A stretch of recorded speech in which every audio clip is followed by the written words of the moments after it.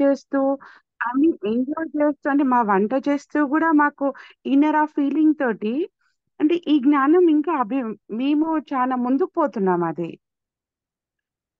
Yes madam, ఖచ్చితంగా advance అవుతాము. ఇప్పుడు సే ఫర్ సపోజ్ మనం మూవీస్ చూస్తూ అంటే ఉంటాం. దేవుళ్ళు ఏమన్నా మహిమలు చెయ్యి ఇలా పెట్టి అలా అనగానే ఒక వస్తువు సృష్టిస్తారు. అప్పటికప్పుడు ఎస్ దేవుడు కళ్ళు మూసుకొని గంటలు గంటలు ధ్యానాలు ఏం చేయడు, గంటలు గంటలు సిఎండిలు ఏం చేయడు. సో మన ఎస్ సాధన అంతా హయ్యెస్ట్ స్టేట్కి వెళ్తాది, అప్గ్రేడ్ అవుతాము, ప్రోగ్రెస్ చేసుకోవాలి, సెల్ఫ్ చెక్ చేసుకోవాలి. ఈ సెషన్స్ అన్ని మనం డిస్కస్ చేసేది వీటి కోసమే. ఎందుకు ఎస్ పౌర్ణమి సార్. నుంచి అమావాస్య అనుకోండి, అమావాస్య నుంచి పౌర్ణమి అనుకోండి, రోజులు అలా వృధాగా పోకూడదు. విని మనం వదిలేయకూడదు, అప్లై చేయాలి, ప్రోగ్రెస్ చెక్ చేసుకోవాలి. ఇప్పుడు ఇందాక మేడం చెప్పారు, అను మాస్టర్ సంకల్పం నెరవేరింది, ఇంకో సంకల్పం పట్టుకుంటారు, అది నెరవేరుతుంది, ఇంకో సంకల్పం. Yes sir. So keep creating, అంతే. వీఆర్ క్రియేటర్స్, సృష్టించుకుంటూ పోవాలి అంతే. వంట చేసినంత సింపుల్ గా ఉమెన్ ఎక్కువ మంది ఉన్నారు. మీకు కావాల్సిన సంకల్పాలు, కోరికలు మీరు అంత సింపుల్ గా సృష్టించుకోవచ్చు.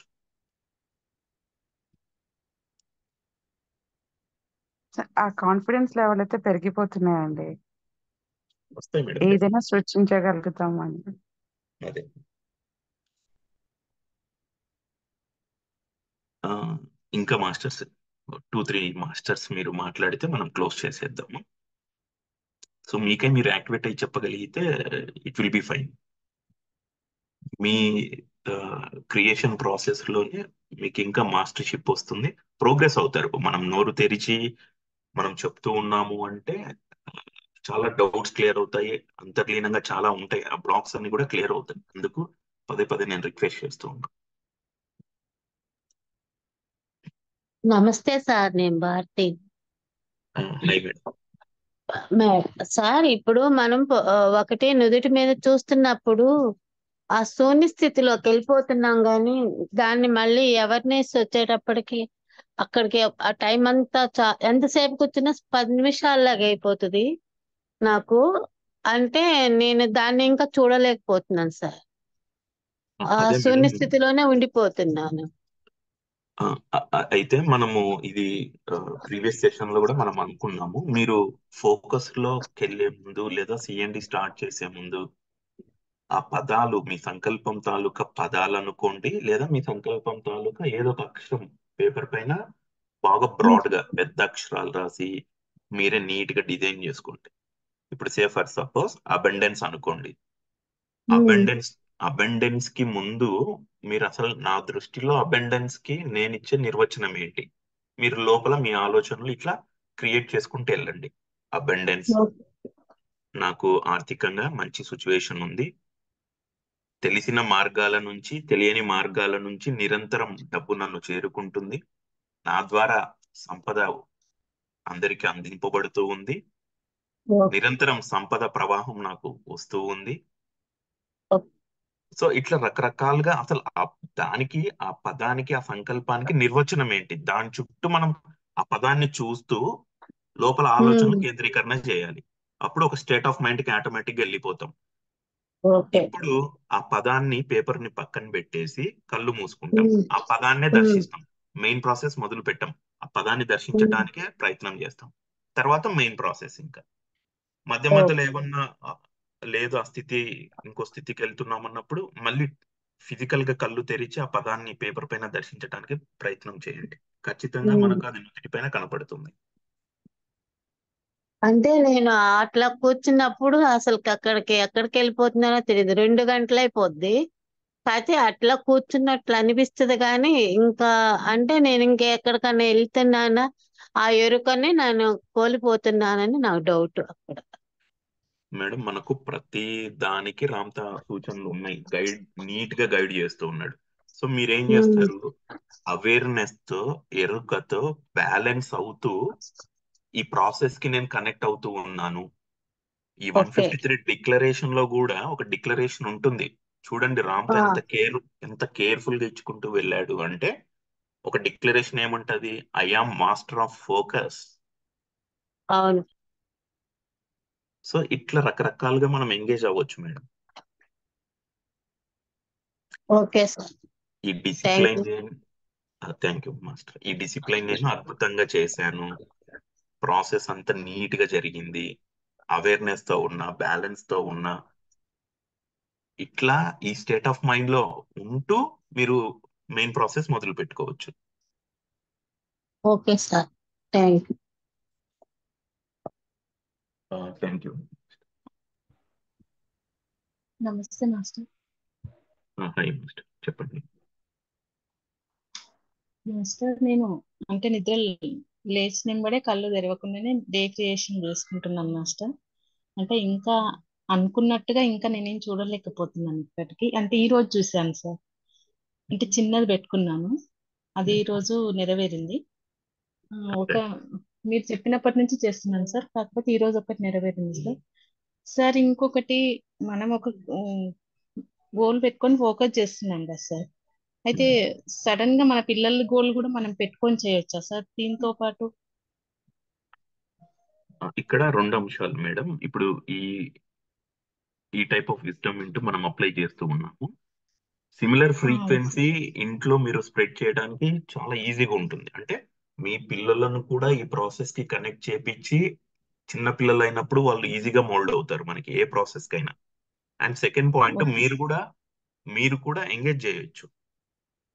మీరు చేయొచ్చు ఇంట్లో పిల్లలతో. అండ్ ఏమంటాం, ఎవరు అనుకూలంగా చేయటానికి వారి వ్యక్తిగతంగా టైం అదంతా ఉంటుందో వారితో కూడా మనం చేపించవచ్చు. చిన్నపిల్లలు అయితే ఇంకా అడ్వాంటేజెస్, మనం ఎలా చెప్తే అలా మోల్డ్ అవుతూ ఉంటారు కనుక it will be easy. Okay sir. వాళ్ళతో ఓన్లీ ఫోకస్ ఒకటి అంటే 153 ఉన్నాయి కదా సార్ దాంతో అవి చదివిస్తున్నాను, గుడ్ ఫోకస్ కూడా గుడ్. చేయిస్తున్నాను. వాళ్ళతో పాటు నేను కూడా చెయ్యనా అని, అది తొందరగా రీచ్ అవుతామా అంటే. చేయొచ్చు మేడం, చేయొచ్చు. అదే సార్. అంటే నాది ఇంకా ప్రాసెస్ లో ఉంది కదా సార్, నా సంకల్పం చేస్తున్నాను బేబీ, అందుకని దాంతో పాటు ఇది కూడా చేయొచ్చా? అట్లా అట్లా చేయాలంటే ఎట్లా చేయాలి సార్? ఫస్ట్ నా సంకల్పం చేసిన తర్వాత నా పిల్లలది అట్లా చేయాలా అనేది నాకు అంటే చిన్న డౌట్ మేడం, సార్ అది. రైట్ రైట్, అర్థమవుతుంది. ఇక్కడ ఏంటంటే మనకు రెగ్యులర్ లైఫ్ లో మనం ఏదన్నా సాధన చేస్తూ ఉన్నప్పుడు, ఇంట్లో పూజ అనుకోండి, ధ్యానం అనుకోండి, ఒక ఫోకస్డ్ స్టేట్ లో ఉన్నప్పుడు ఆలోచనలన్నీ అటువైపే కేంద్రీకరణ జరుగుతాయి. రెండో అంశము ప్యాసివ్ థింకింగ్. మనం వదిలిపెడతాం, లోపల సినిమా ఆలోచనలు తానంతటకు తాను పని చేసుకుంటూ ఉంటాయి. ఇక్కడ నేనేం చెప్పబోతున్నాను అంటే, మీ సంకల్పానికి మీరు స్పెసిఫిక్ టైం పెట్టుకొని చేస్తారు. రెస్ట్ ఆఫ్ ద టైంలో ఎలాగో ఆలోచనలు ఉంటాయి. ప్యాసివ్ థింకింగ్ టైంలో వేరే వేరే ఆలోచనలు చేసే బదులు మీ పిల్లలకు సంబంధించిన ఆలోచనలు ఎలాగో చేస్తాం, అయితే తదేకంగా అవును మనం సార్. ఎక్కువ ఎనర్జీ పెట్టి చేస్తాం. ఉమ్. చేయొచ్చు మేడం, అదే అలాగే చేస్తున్నాను సార్. చేయొచ్చు. అలాగే చేస్తున్నాను. అయితే పాపతో మటుకు మార్నింగ్ చేయిస్తున్నాను సార్. 2 టైమ్స్ అంటే అది చేయట్లేదు, మార్నింగ్ అయితే చేస్తుంది, తనంతట తానే చేసుకుంటుంది. అదే సార్. ఫోర్స్ఫుల్ గా ఏది చేపించకండి మేడం, అది నీట్. ఫోర్స్ఫుల్ గా చెప్పినా సార్. ఫోర్స్ఫుల్ గా చేయమని నేను చెప్పలేదు సార్, తనంతట తానే చేస్తుంది. చెప్పాను, చేస్తుంది. ఒకసారి చెప్పాను, చేస్తుంది. ఓకేనా లేదా అనేది మళ్ళీ డౌట్ వచ్చి మిమ్మల్ని అడుగుతున్నాను సార్ నేను. చేయొచ్చు మేడం, చేయొచ్చు. Okay sir. సార్ ఇప్పుడు మీరు ప్రేయర్ చెప్పారు కదా, అది మార్నింగ్ ఈవినింగ్ 2 టైమ్స్ చేసుకోవాలా సార్ సోల్ కి? See, ఇన్ని సార్లు అనేది స్పెసిఫిక్ గేమ్ ఉండదు మేడం. మీరు ఇప్పుడు తెలుసుకున్నారు, మీకు అనుకూలంగా ఒకసారి ఉంది ఆ రోజులో, ఒకసారి ఆ ప్రేయర్ కి కనెక్ట్ అవ్వండి. టైం ఉంది, 2-3 టైమ్స్ కనెక్ట్ అవ్వండి. ఒక్కొక్క రోజు ఏమవుతుంది, కొన్ని డీవియేషన్స్ ఎక్కువ ఉంటాయి, అప్పుడు మళ్ళీ ఈ ప్రేయర్ కి కనెక్ట్ అవ్వండి. Not necessary to this prayer.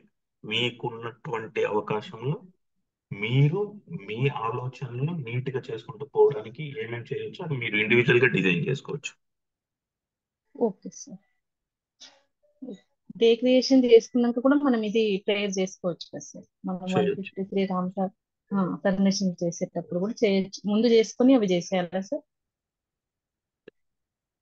Morning లేవగానే మనం ఎలాగో మన సంకల్పానికి సంబంధించిన ఆలోచనలో ఉంటాము.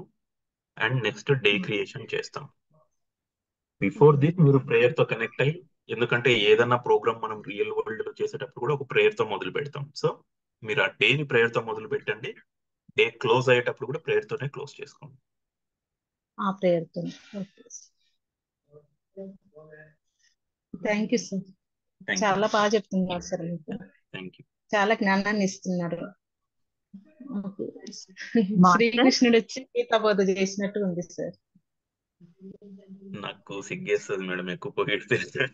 లేదు పొగడట్లేదు సార్, నిజంగా మీ వాయిస్ లో ఏదో రిథం ఉంది సార్. అది దానికి బాగా కనెక్ట్ అయిపోతున్నాం మేము. Thank you master. అదైతే వాస్తవం సార్, దీంట్లో ఏం అట్లా లేదు సార్. ఇది వాస్తవంగా చెప్తున్నానా, మనసులో నుంచి వచ్చిన మాట sir. Thank you sir. Thank you master. So ఇక్కడ నేను ఇంకా క్లోజ్ చేద్దాము. Thank you for sharing your experiences. అంటే థ్యాంక్ యూ. నాకు కూడా కొంత ఏమంటాం జాయ్గా అనిపిస్తుంది. You people are applying all the concepts. ఇక్కడ మనం ఏమైతే డిస్కస్ చేస్తూ ఉన్నామో అదంతా మనం అప్లై చేస్తూ ఉన్నాము. మన రియాలిటీని మనం చేంజ్ చేసుకుంటూ ఉన్నాము. ఒక స్టేట్ నుంచి ఇంకో స్టేట్ కి అప్గ్రేడ్ అవుతున్నాం. This is what I want. అంటే నేను ఎక్స్పెక్ట్ చేసేది ఇది. మనం ప్రోగ్రెస్ చూపించుకుంటూ వెళ్ళాలి.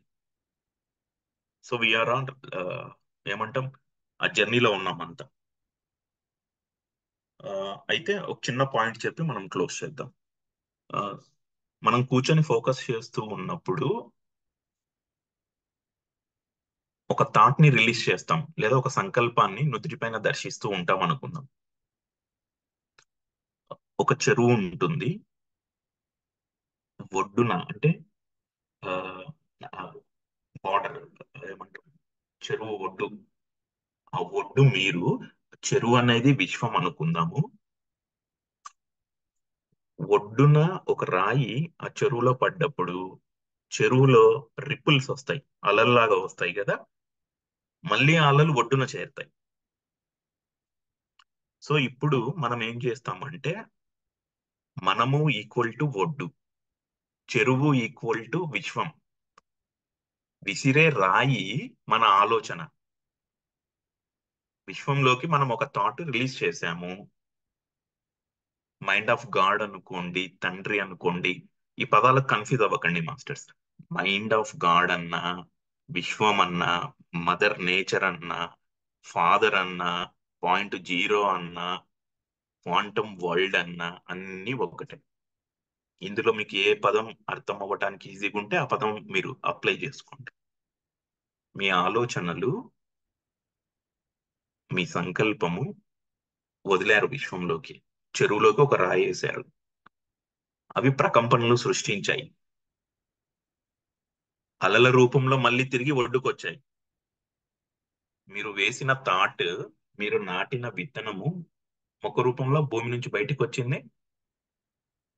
మైండ్ ఆఫ్ గాడ్కి వెళ్ళిన మీ థాట్ మళ్ళీ రిప్లై మీ దగ్గరికి రావాలి కదా. ఇప్పుడు మీరు ఆలోచన రిలీజ్ చేస్తూ ఉన్నారు, రిలీజ్ చేసినటువంటి ఆలోచన తాలూకా రియాలిటీ మీ దగ్గరకు వస్తుంది మళ్ళీ. ఇది ఒక ధర్మం ఇది. అయితే కొంతమంది సాధకులకి ఎందుకు అవ్వట్లేదు అనే సందేహం కలిగి ఉండవచ్చు. ఇప్పుడు మన మాస్టర్స్ వారి బ్యూటిఫుల్ జర్నీస్ మనతో షేర్ చేసుకున్నప్పుడు వీళ్ళు బాగా చేస్తున్నారు, నాకెందుకు అవ్వట్లేదు చెప్తాను చూడండి. రామ్స్ ఆఫ్ విజ్డమ్ ఎంత సింపుల్ గా అన్నిటికీ సొల్యూషన్. ఒక సాధకుడు ఒడ్డును నిలబడి చెరువులోకి రాయేశాడు, ఒకటే రాయేశాడు.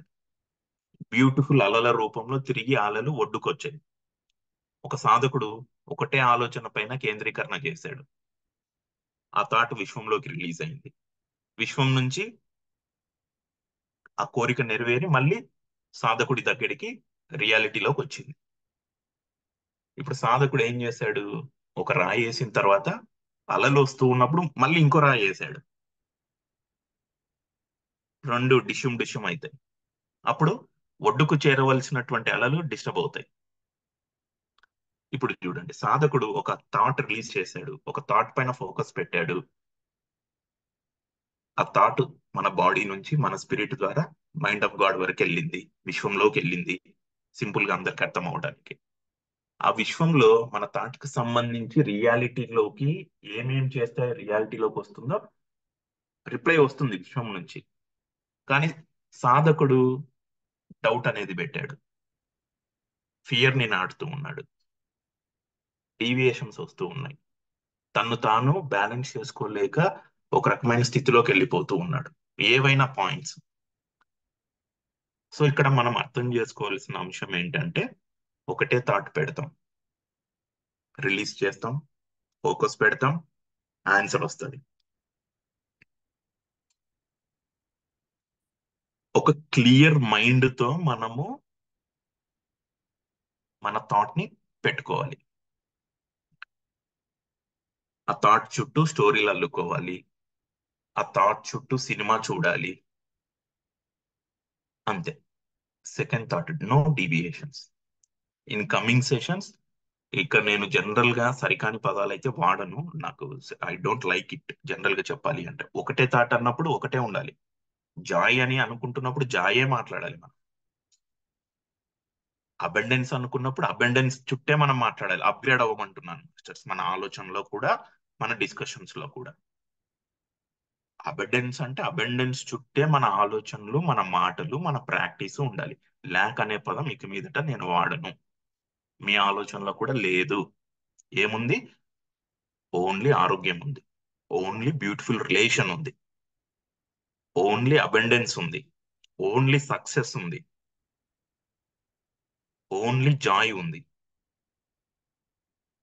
దాని చుట్టే మన స్టోరీలు అల్లుతాం.